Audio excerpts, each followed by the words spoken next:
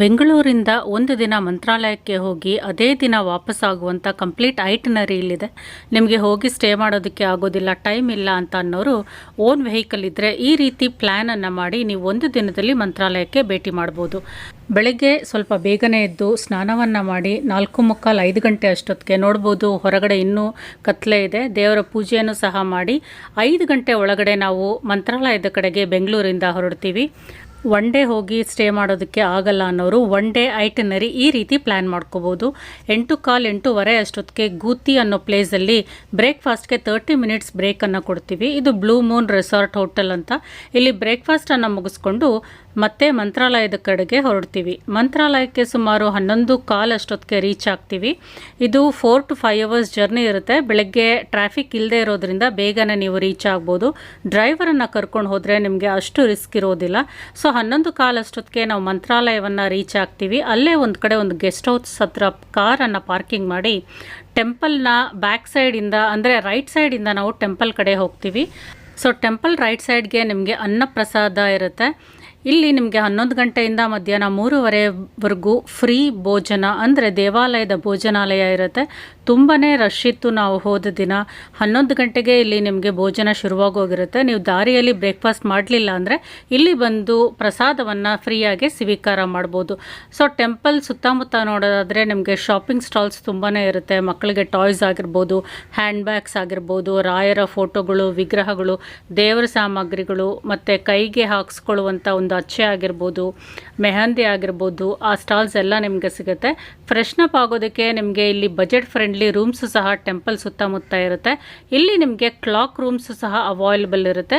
ನೀವೇನಾದರೂ ಬಸ್ಸಲ್ಲೋ ಟ್ರೈನಲ್ಲೋ ನೈಟ್ ಬಂದಿದ್ದರೆ ಕ್ಲಾಕ್ ರೂಮ್ಸಲ್ಲಿ ನಿಮ್ಮ ಒಂದು ಲಗೇಜನ್ನು ಇಟ್ಟು ಅಲ್ಲೇ ನಿಮಗೆ ಬಾತ್ರೂಮ್ಸ್ ಇರುತ್ತೆ. ಅಲ್ಲೇ ನೀವು ಫ್ರೆಶ್ನಪ್ ಸಹ ಆಗಿ ನಂತರ ನೀವು ಟೆಂಪಲ್ಗೆ ವಿಸಿಟನ್ನು ಮಾಡ್ಬೋದು. ಸೊ ಇದು ಟೆಂಪಲ್ ರೈಟ್ ಸೈಡ್ಗೆ ಬರುತ್ತೆ. ಕ್ಲಾಕ್ ರೂಮ್ಸ್ ಸಹ ನಿಮಗೆ ಇಲ್ಲಿ ಅವೈಲೇಬಲ್ ಇರುತ್ತೆ. 100 ರೂಪೀಸ್ಗೆಲ್ಲ ನೀವು ಇಲ್ಲಿ ಫ್ರೆಶ್ನಪ್ ಮಾಡಿಕೊಂಡು ನಂತರ ಟೆಂಪಲ್ಗೆ ಹೋಗ್ಬೋದು. ಸೊ ಇದು ಟೆಂಪಲ್ನ ಪ್ರಿಮೈಸಸ್ ತುಂಬ ವಿಶಾಲವಾಗಿದೆ ಪ್ರಾಂಗಣ. ಇಲ್ಲಿ ನಿಮಗೆ ರೈಟ್ ಸೈಡ್ ಬಂದರೆ ಚಪ್ಪಲ್ ಸ್ಟ್ಯಾಂಡ್ ಇದೆ. ಚಪ್ಪಲನ್ನು ಅಲ್ಲಿ ಬಿಟ್ಟು ನಂತರ ದೇವಸ್ಥಾನಕ್ಕೆ ಹೋಗ್ಬೋದು. ಸೊ ನಾವು ಇಲ್ಲಿ ರೀಚ್ ಆಗೋಷ್ಟೊತ್ತಿಗೆ 11:15 ಆಗಿತ್ತು. ಗ್ರಾಮ ದೇವತೆಯಾದ ಮಂಚಾಲಮ್ಮನವರ ದೇವಸ್ಥಾನಕ್ಕೆ ಮೊದಲು ಭೇಟಿಯನ್ನು ಮಾಡಿ ದರ್ಶನ ಪಡ್ಕೊಂಡು ನಂತರ ದೇವಸ್ಥಾನದ ಒಳಗಡೆ ಹೋಗ್ತೀವಿ. ರಾಯರ ಮಠದ ಒಳಗಡೆ ಹೋಗೋಷ್ಟೊತ್ತಿಗೆ 11:15 11:20 ಆಗಿತ್ತು ಆಲ್ರೆಡಿ. ಸೊ ನಾವು ಸ್ಪೆಷಲ್ ದರ್ಶನಕ್ಕೆ ಟಿಕೆಟನ್ನು ತೊಗೊಂಡಿದ್ವಿ. 1000 ರೂಪೀಸ್ ಟಿಕೆಟ್ ಪರ್ ಪರ್ಸನ್ ತೊಗೊಂಡಿದ್ವಿ. ಅದು ದೇವರ ದರ್ಶನ ತುಂಬ ಹತ್ತಿರದಿಂದ ನಮಗೆ ಆಗುತ್ತೆ. ಸೊ ನೀವು ಸ್ಪೆಷಲ್ ಟಿಕೆಟನ್ನು ತೊಗೊಂಡ್ರೆ ಜಸ್ಟ್ 5 ಮಿನಿಟ್ಸಲ್ಲೇ ರಾಯರ ದರ್ಶನ ಆಗುತ್ತೆ. ತುಂಬ ಹತ್ತಿರದಿಂದ ನೀವು ದರ್ಶನವನ್ನು ಪಡ್ಕೋಬೋದು. ಸ್ಪೆಷಲ್ ದರ್ಶನ ಆದಮೇಲೆ ಧರ್ಮ ದರ್ಶನಕ್ಕೂ ಸಹ ನೀವು ಹೋಗ್ಬೋದು. ಸೊ 12 ಗಂಟೆ ಅಷ್ಟೊತ್ತಿಗೆ ನಮ್ಮದು ಸ್ಪೆಷಲ್ ದರ್ಶನನೂ ಆಗೋಗಿತ್ತು, ಧರ್ಮ ದರ್ಶನವೂ ಸಹ ಆಗೋಗಿತ್ತು. ಧರ್ಮ ದರ್ಶನ ಅಷ್ಟು ರಶ್ ಇರಲಿಲ್ಲ ಅವತ್ತು. ನಾವು ಮಂಡೇ ಹೋಗಿದ್ದರಿಂದ ತುಂಬ ಕ್ರೌಡ್ ಕಡಿಮೆ ಇತ್ತು. 10 ನಿಮಿಷದಲ್ಲಿ ಫ್ರೀ ದರ್ಶನವೂ ಸಹ ನಮಗೆ ಆಯಿತು. ಸೊ ಟೋಟಲ್ 2 ದರ್ಶನವನ್ನು ಮುಗಿಸ್ಕೊಂಡು ದೇವರ ಒಂದು ಪಾದೋದಕ ಅಕ್ಷತೆಯನ್ನು ತಗೊಂಡು ಪ್ರದಕ್ಷಿಣೆಯನ್ನು ಮಾಡಿ ನಂತರ ಸ್ವಲ್ಪ ಹೊತ್ತು ದೇವಸ್ಥಾನದಲ್ಲೇ ಕುಳಿತುಕೊಳ್ತೀವಿ. ತಪ್ಪದೇ ನೀವು ಇಲ್ಲಿಗೆ ಬಂದರೆ ಅಕ್ಷತೆಯನ್ನು ತೊಗೊಂಡು ಹೋಗಿ. ಯಾರಿಗಾದರೂ ಹೊಟ್ಟೆಯಲ್ಲಿ ಪ್ರಾಬ್ಲಮ್ಸ್ ಇದ್ದರೆ, ಹೆಲ್ತ್ ಇಶ್ಯೂಸ್ ಇದ್ದರೆ ಇದನ್ನು ಬಾಯಿಗೆ 2 ಕಾಳುಗಳನ್ನು ಹಾಕಿದ್ರೆ ನಮ್ಮ ರೋಗಗಳೆಲ್ಲ ನಿವಾರಣೆ ಆಗುತ್ತೆ. ಪಾದೋದಕವನ್ನು ಸಹ ಒಂದು ಚಿಕ್ಕ ಬಾಟ್ಲಲ್ಲಿ ತೊಗೊಂಡು ಹೋಗಿ ಮನೆಗೆ ಅದನ್ನು ಹಾಕಿದ್ರೆ, ನಿಮಗೆ ಅದನ್ನು ಹಾಕ್ಕೊಂಡ್ರೆ ಯಾವುದಾದ್ರೂ ದೃಷ್ಟಿ ದೋಷ, ಕೆಟ್ಟ ದೋಷಗಳಿದ್ದರೆ ಅದೆಲ್ಲ ನಿವಾರಣೆ ಆಗುತ್ತೆ. 12 ಗಂಟೆ ಅಷ್ಟೊತ್ತಿಗೆ ನಮ್ಮ ದರ್ಶನ ಪೂರ್ತಿ ಕಂಪ್ಲೀಟ್ ಆಗುತ್ತೆ. ಸ್ವಲ್ಪ ಹೊತ್ತು ಅಲ್ಲೇ ಕುಳಿತು ದೇವರ ಒಂದು ಧ್ಯಾನವನ್ನು ಮಾಡಿಕೊಂಡು ಇಲ್ಲಿ ಸುತ್ತಮುತ್ತ ನೀವು ನೋಡ್ಬೋದು ಬುಕ್ ಸ್ಟಾಲ್ಸ್ ಇದೆ, ದೇವರ ಪೂಜಾ ಸಾಮಗ್ರಿಗಳಿದೆ, ಜೊತೆಗೆ ರಾಘವೇಂದ್ರ ಸ್ವಾಮಿಯವರ ಫೋಟೋಗಳು, ವಿಗ್ರಹಗಳು ಸಹ ಸಿಗುತ್ತೆ. ಮನೆಗೆ ಬೇಕಿದ್ರೆ ತೊಗೊಂಡು ಹೋಗ್ಬೋದು. ಮತ್ತು ಇಲ್ಲೇ ನಿಮಗೆ ತುಲಾಭಾರನೂ ಸಹ ಇದೆ. ಯಾರಿಗಾದರೂ ಒಂದು ಹರಕೆ ಇತ್ತು ಅಂತ ಹೇಳಿದ್ರೆ ನೀವಿಲ್ಲಿ ತುಲಾಭಾರವನ್ನು ಸಹ ಮಾಡಿಸ್ಬೋದು. ಇದೇ ತುಲಾಭಾರದ ಕೌಂಟರ್.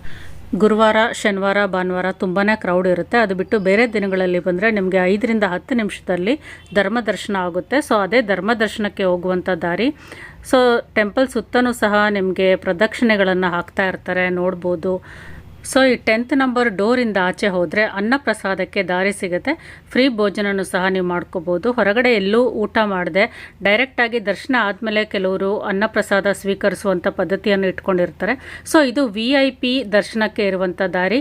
ನೀವು ಸ್ಪೆಷಲ್ ಟಿಕೆಟನ್ನು ತೊಗೊಂಡ್ರೆ ಇಲ್ಲಿ VIP ದರ್ಶನ ಸಿಗುತ್ತೆ. ದೇವರು ಹತ್ತಿರದಲ್ಲೇ ರಾಯರನ್ನು ಹೋಗಿ ನೀವು ದರ್ಶನವನ್ನು ಮಾಡ್ಕೋಬೋದು. ಸುಮಾರು 12 ಕಾಲ ಅಷ್ಟೊತ್ತಿಗೆ ಇಲ್ಲಿ ದರ್ಶನವೆಲ್ಲ ಮುಗಿಸ್ಕೊಂಡು ದೇವಸ್ಥಾನದಿಂದ ಹೊರಗಡೆ ಹೊರಟ್ವಿ. ಸೊ ನಾವು ಮೊದಲು ಒಂದು ಭೋಜನವನ್ನು ಮುಗಿಸ್ಕೊಂಡು ನಂತರ ಅಕ್ಕಪಕ್ಕ ಇರುವಂಥ ದೇವಸ್ಥಾನಗಳಿಗೆ ಹೋಗೋಣ ಅಂತ ತೀರ್ಮಾನ ಮಾಡಿ, ದೇವಸ್ಥಾನದಿಂದ ಜಸ್ಟ್ ಒಂದು 5 ಮಿನಿಟ್ಸ್ ವಾಕ್ ನಮಗೆ ಮಾಮಿ ಮೆಸ್ ಅಂತ ಸಿಗುತ್ತೆ. ಇಲ್ಲಿ ಭೋಜನಕ್ಕೆ ಬಂದ್ವಿ. ಅನ್ನಪ್ರಸಾದ ಕ್ಯೂ ತುಂಬಾ ದೊಡ್ಡದಾಗಿತ್ತು. ಅಲ್ಲಿ ಹೋದರೆ ತುಂಬ ಲೇಟ್ ಆಗುತ್ತೆ ಅಂತ ಹೇಳಿ ಇಲ್ಲಿಗೆ ಬಂದ್ವಿ. ಇಲ್ಲಿ ಬೆಳಿಗ್ಗೆ ಬಂದರೆ ಬ್ರೇಕ್ಫಾಸ್ಟ್ ಕಾಂಬೋ ಸಿಗುತ್ತೆ, ಮಧ್ಯಾಹ್ನ ಅನ್ಲಿಮಿಟೆಡ್ ಸೌತ್ ಇಂಡಿಯನ್ ಮೀಲ್ಸು ಸಹ ಸಿಗುತ್ತೆ, ಚಪಾತಿನೂ ಸಹ ಸಿಗುತ್ತೆ. ಇಲ್ಲಿ ರೈಸ್, ಪೊರಿಯಲ್, ಪಿಕಲ್, ಪಾಪಡ್ 4 ರೀತಿ ಸಾಂಬಾರು ಸಿಗುತ್ತೆ. ಅಂದರೆ ರಸಮ್ಮು, ಸಾಂಬಾರು, ಒತ್ತ ಕೊಳಂಬು ಅಂದರೆ ಹುಣಸೆ ಹಣ್ಣಿನ ಗೊಜ್ಜು, ಜೊತೆಗೆ ದಾಲ್, ಈ ರೀತಿ ಎಲ್ಲ ಸಿಗುತ್ತೆ. ಇದೆಲ್ಲ ಅನ್ಲಿಮಿಟೆಡ್ ಆಗಿ ಇರುತ್ತೆ, ಜಸ್ಟ್ 100 ರೂಪೀಸ್. ಜಾಗ ಚಿಕ್ಕದಾದರೂ ನಿಮಗೆ ಫುಡ್ಡು ಕ್ವಾಲಿಟಿ ಚೆನ್ನಾಗಿದೆ, ಟೇಸ್ಟು ಸಹ ಚೆನ್ನಾಗಿರುತ್ತೆ, ಅನ್ಲಿಮಿಟೆಡ್ ಆಗಿ ಕೊಡ್ತಾರೆ. ಸೊ ಇಲ್ಲಿ ಊಟ ಮುಗಿಸ್ಕೊಂಡು ಅರೌಂಡ್ 1:30 ಅಷ್ಟೊತ್ತಿಗೆ ನಿಯರ್ ಬೈ ಟೆಂಪಲ್ಸ್ಗೆ ವಿಸಿಟ್ ಮಾಡೋಣ ಅಂತ ಹೊರಟ್ವಿ.